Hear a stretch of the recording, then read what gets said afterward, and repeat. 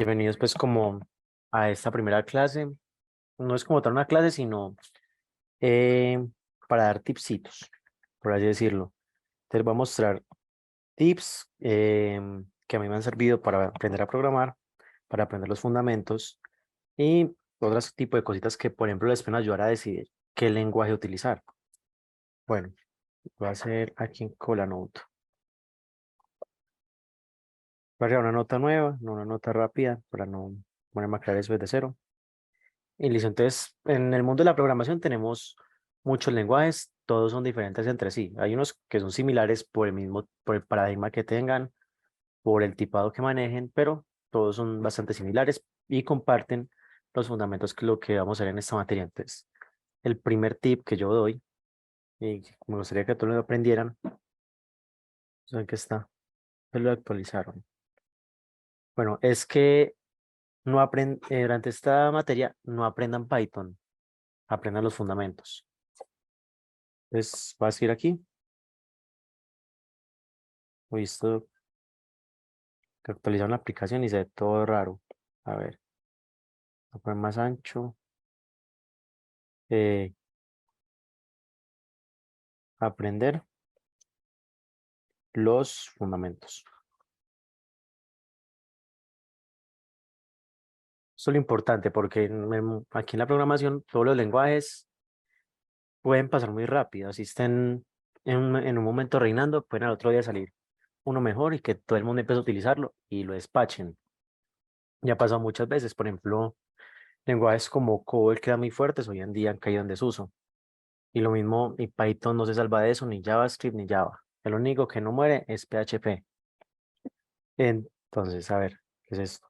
Esto también es nuevo. No que hace días que no escribe aquí. Vale, entonces aprender los fundamentos. No nos centremos en aprender instrucciones, sino en aprender cómo funciona desde dentro la programación para luego aprender cualquier lenguaje de una forma sencilla, porque todos comparten esos fundamentos. Entonces, voy a decir qué tipos de lenguajes hay y cómo seleccionar como su favorito. Vale, entonces entre los mismos tipos de lenguajes hay muchos distintos. Voy a empezar por estos dos, por esta primera rama que son de alto y bajo nivel. Alto y bajo nivel. ¿A qué se refiere con alto y bajo nivel? Entre más alto es el nivel, más cercano o más parecido al lenguaje humano es. Lo podemos ver como un ejemplo de lenguaje de bajo nivel puede ser el lenguaje máquina, el código máquina, que es código binario.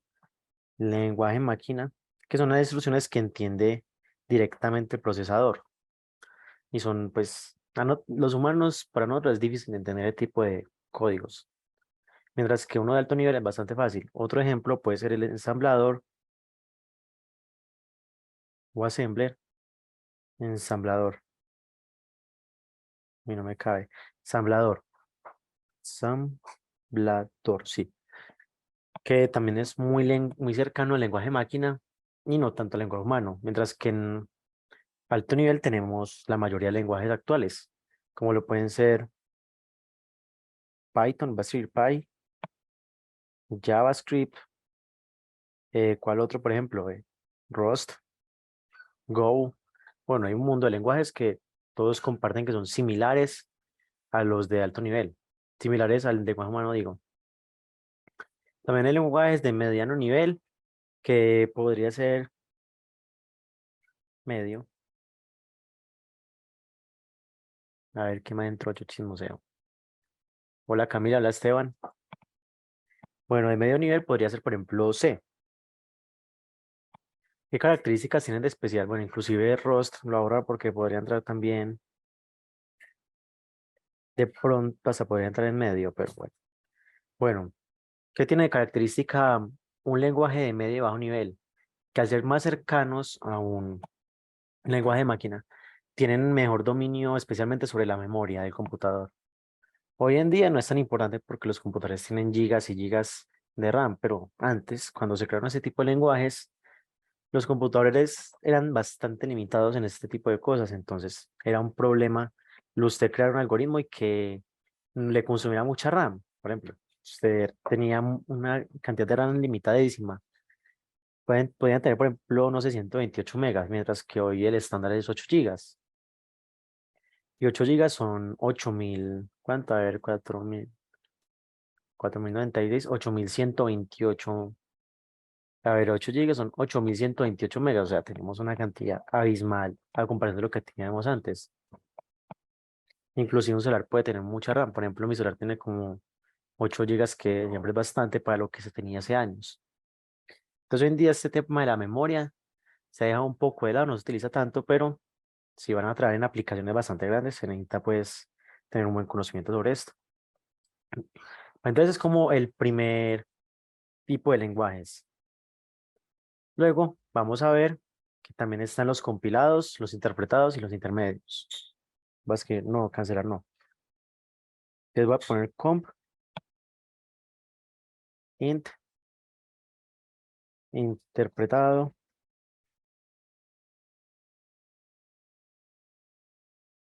intermedio. Aquí en otro tema ya que es la velocidad del lenguaje. Los compilados, puedo decirlo mejor, compilado, son códigos que ustedes escriben y tienen que mandarlo a un programa que lo traduce a- al lenguaje de la máquina, código binario. Por lo que una vez usted lo escribe y tiene que mandarlo a otro programita que lo traduce.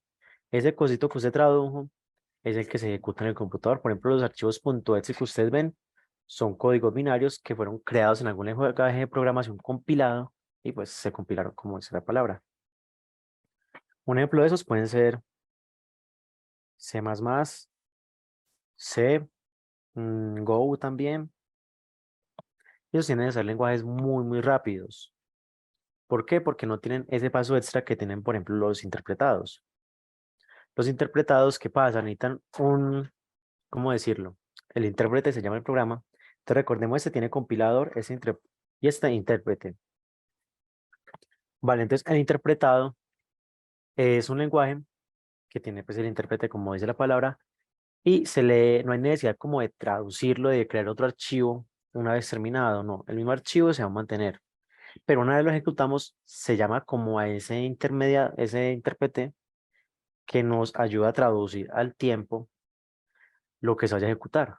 Entonces él le va como leyendo al computador, decir esto, esto, esto y esto. Entonces, al tener que hacer más, traducirlo al mismo tiempo que se ejecuta, es bastante más lento y también consume más memoria.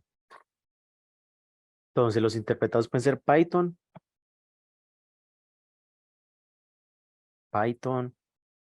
JavaScript, son los más famosos. También puede estar Ruby, PHP, hay varios por ahí. En los intermedios, son como los menos comunes, son un hijo entre el compilado y el interpretado. Entonces, estos sufren un proceso distinto. Empiezan como código del que ustedes escriben y se compila, entonces tiene un compilador involucrado a código máquina, pero no a código máquina del computador, sino de una máquina virtual. Ejemplo, el de Java. Pues escribir aquí Java. Java tiene una máquina virtual. Si han jugado Minecraft, lo han visto por ahí, la JVM, que les pide que lo instale. Entonces, el código de Java se compila a un código binario, un código de máquina, pero de la máquina virtual de Java, que es la JVM. Y pues el nombre no es muy creativo, Java Virtual Machine. Y de aquí esta Java Virtual Machine lo que hace es interpretar al computador como tal.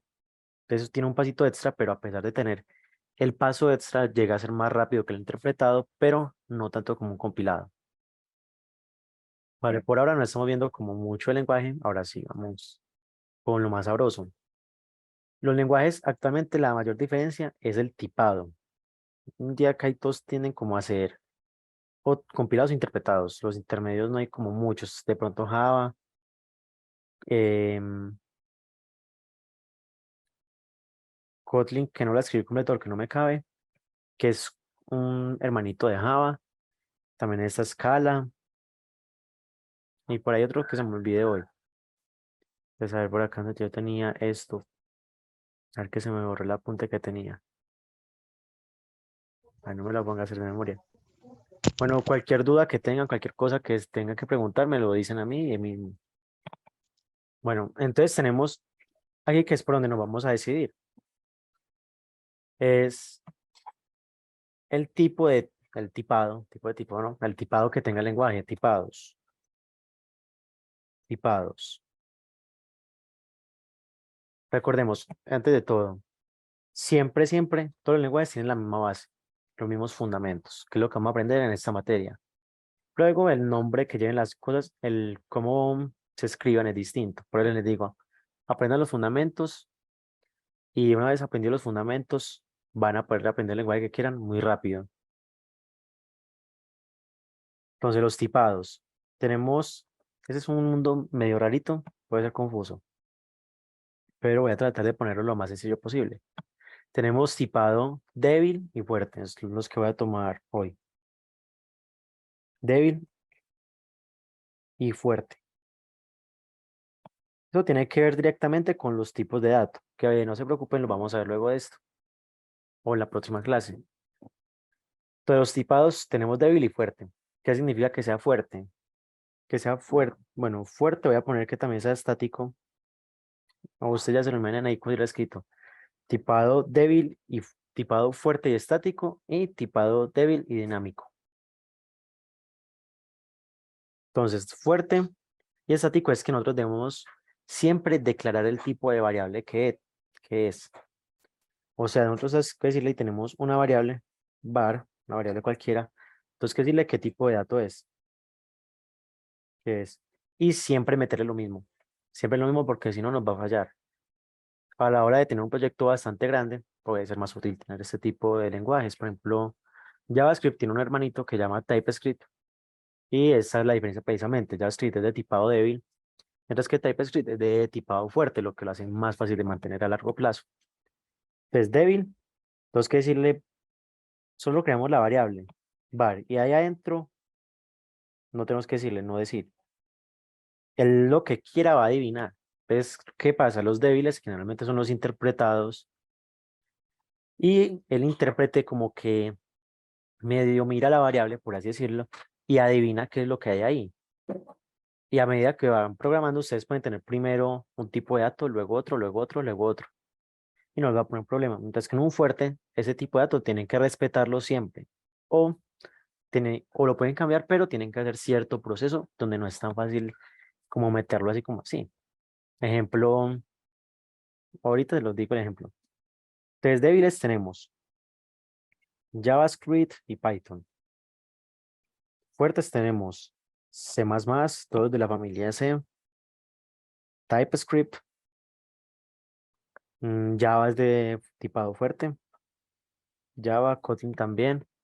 Y generalmente la gente, una vez ya tiene más experiencia, utiliza los tipados fuertes, pero para ustedes que están empezando, les recomiendo los de tipado débil.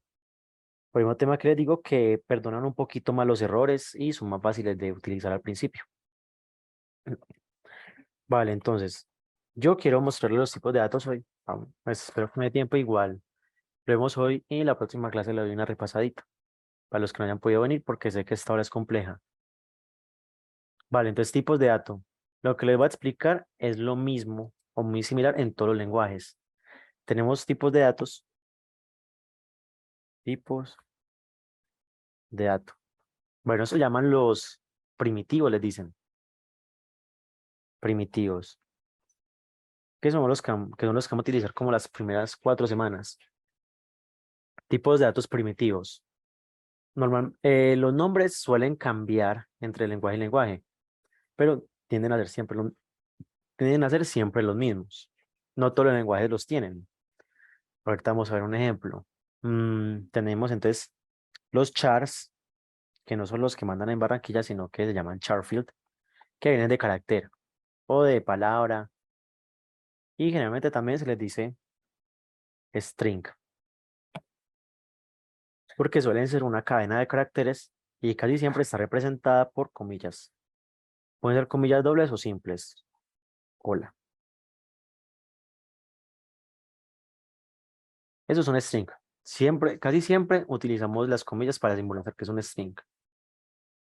Bueno, tenemos otro tipo de dato primitivo, es el número, number. Por ejemplo, este number como tal lo utiliza JavaScript. Bueno, sobre eso, entonces Debbie le recomiendo sea JavaScript o Python.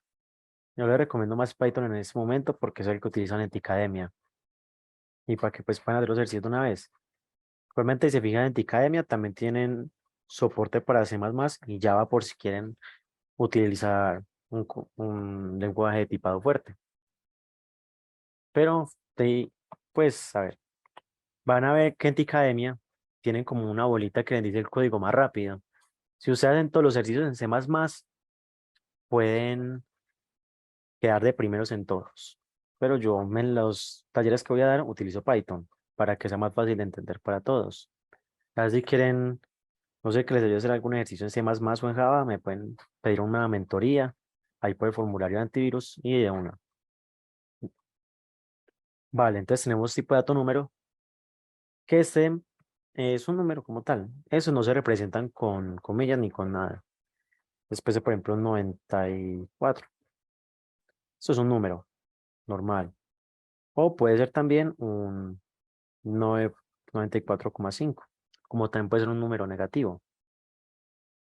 Y el tercer tipo de dato primitivo, que no lo tienen todos los lenguajes, eso sí lo tienen todos, estos dos. Inclusive algunos crean como otros derivados, pero ahorita vemos. Entonces, y los que no tienen todos son el booleano. Voy a escribir bool para no perder el tiempo. Bool, esto aquí lo voy a escribir así. Bueno, vamos a hacer una flecha. Vale, bool, muy sencillo. Para los que han visto matemática discreta, se les va a hacer conocido. Bool es verdadero o falso. Eso es todo. Solo tenemos esas dos opciones. Vienen de la álgebra booleana, de la matemática discreta, ya son, si quieren lo pueden estudiar. Pero no lo necesitamos en este momento. Si vamos a ver que los booleanos son o verdadero o falso. Y los punteros.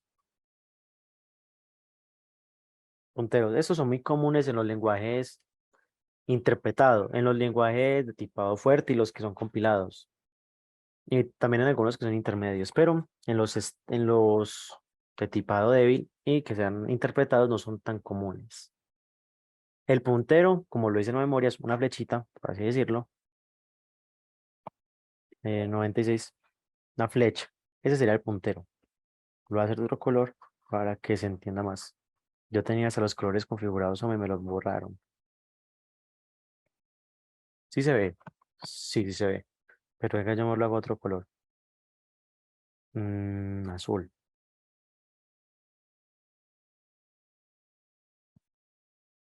Listo, voy a continuar con negro mejor. Entonces, el puntero es, como lo dice la palabra, una flechita que apunta a otra variable o a una dirección de memoria. Siempre es una dirección de memoria, pero no hay necesidad de pensarlo así. Entonces, digamos que nosotros tenemos por allá un string y queremos tener otra cosa que lo apunte.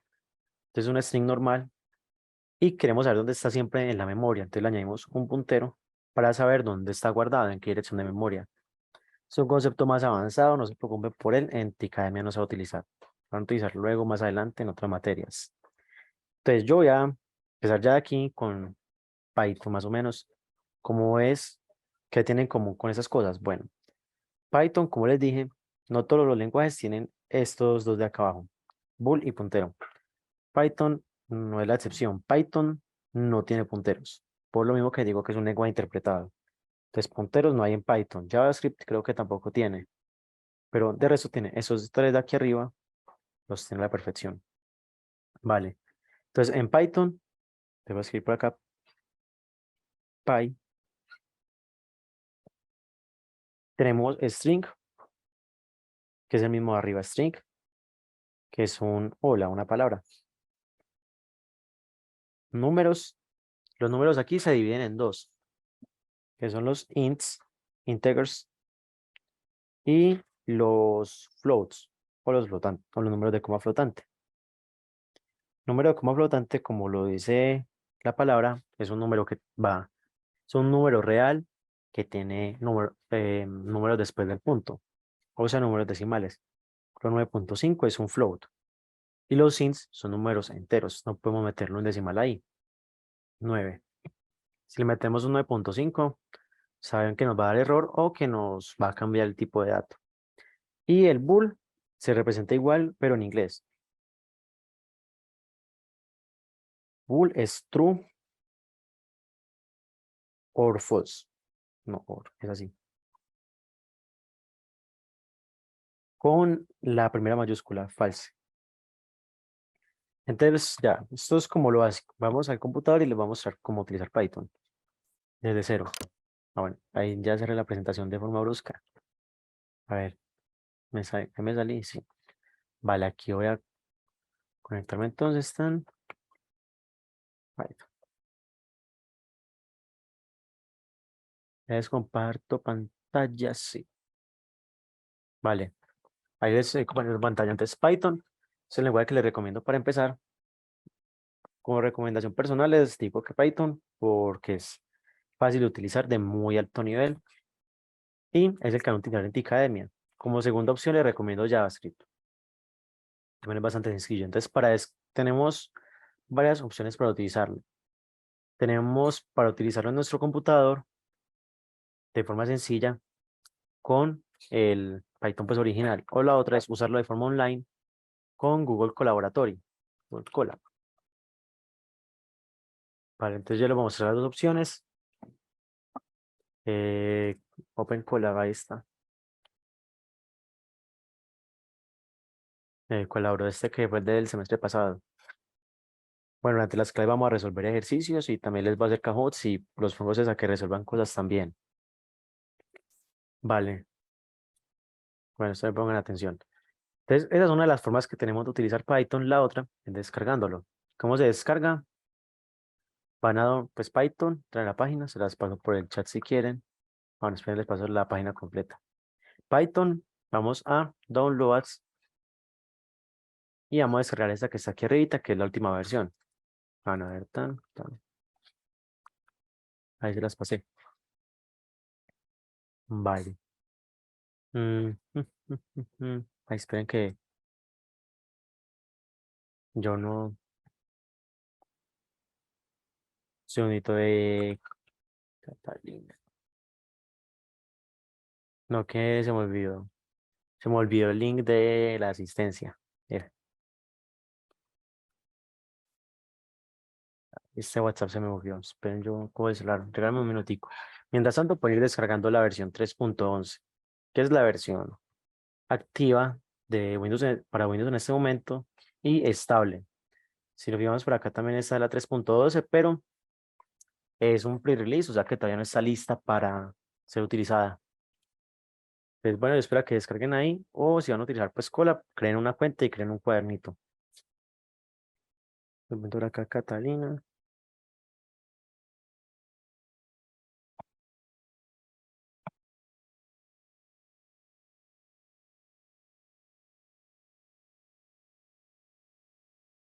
Listo, ahí ya. Listo, volví. Entonces, bueno, pueden utilizar editores de código.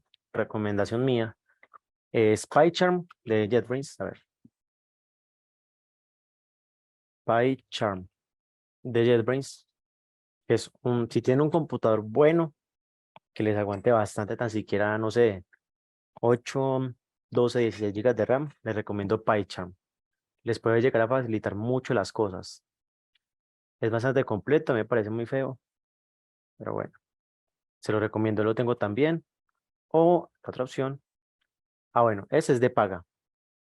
Tiene versión de paga y versión gratis. Como, a ver, yo le muestro por aquí. Entonces, tenemos el Professional, que es el de paga, y el Community Edition, que es comunidad, entonces gratis. Pero este profesional lo pueden conseguir utilizando el GitHub de estudiantes. Si quieren, pueden pedir una mentoría para ayudarles a crear la cuenta, porque siempre hay que mandar certificados, es complejo, es larguito el proceso y no me da tiempo de resolverlo aquí en clase. Y el otro sería VS Code, Visual Studio Code, que ese sí soporta todos los lenguajes, porque es un editor de texto, no de código Python como el otro que es solo Python, solo Python, solo Python. No, ese recibe lo que usted le meta. Es de Microsoft, es open source, o sea, que usted lo pueden mover lo que ustedes quieran Y también es fácil de descargar.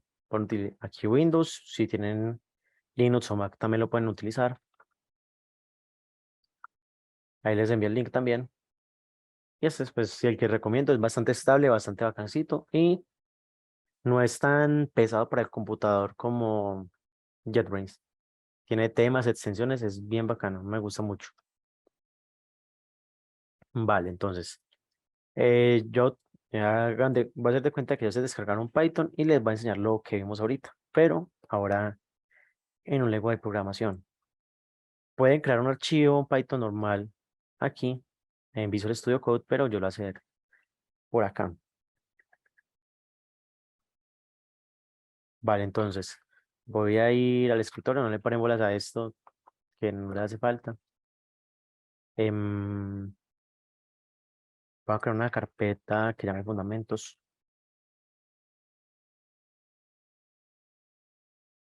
Listo, ahí estamos. Yo voy a crear entonces un archivo que llame ejemplo 1.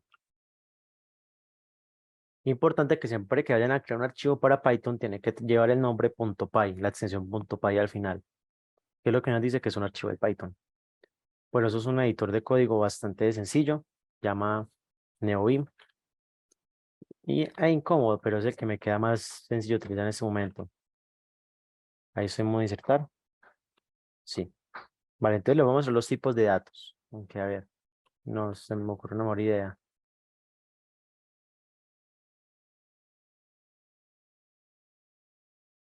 Déjame salir, hombre. Ahí me va a salir. Bueno, entonces voy a escribir Python en la consola y ya él me entra como a la consola de Python, por así decirlo. Aquí podemos tirar código de forma sencilla y muy rápida, que es lo que necesito en este momento. Entonces, para programar en Python, muy sencillo, solo es escribir. Bueno, yo les voy a mostrar cómo se utiliza cada tipo de dato y sí, bueno, en string le voy a poner hola mundo. Esto es una string, como les dije ahorita, se simboliza por las comillas y porque generalmente es una palabra, pero también puede ser un número y no va a haber problema. Lo importante es que esté entre comillas y no les va a molestar para nada. Vale, entonces yo le digo print, utilizamos la instrucción print para mostrar algo en pantalla. Print string, entonces que me muestra la variable que tengo arriba y me va a retornar el hola mundo sin las comillas. Otro tipo de dato del que les hablé era el int, el entero, el integer. Ese es un número normal, le voy a poner 10 y también lo voy a imprimir. Print integer. Entonces, esos son son tipos de dato básico y por ser de tipado débil, no lo tengo que definir como tal. No tengo que definir el tipo de dato que va a llevar cada variable. Es la ventaja que tenemos aquí en Python. Y a este se le va a llamar float. Float, bueno, pues le pongo una D que le hace y le voy a poner 10.5. Perdón, está sumando un bueno, deload le puse 10.5. Como ven, no me pone problema porque estoy utilizando un lenguaje de tipado débil. Si hiciera esto, no sé, en C++, me va a poner problema porque no lo va a tomar como la variable que es. Entonces le digo print deload. Entonces, bueno, lo que les digo, nosotros, por ser un lenguaje de tipado dinámico, podemos cambiar el tipo de datos sin necesidad de hacer ningún proceso raro. Deload. Y yo a deload, que era un float, originalmente le voy a poner una string y no me puso ningún problema. Y si le pregunto otra vez por deload, me lo va a imprimir como un string. Lo mismo se repite. También si quieren, pueden hacer esto que les va a mostrar. No es realmente necesario, pero es definir. Pero, a ver, es útil. ¿En qué casos? En el que ustedes están viendo un código grande y quieren que una y otra persona lo va a leer. Entonces, para que esa persona entienda más de qué se trata, pueden ponerle este tipo de cosas. Aquí en Python son un adorno, pero igual es bueno saberlo. Entonces, str significa string. Bueno, pues le voy a poner string.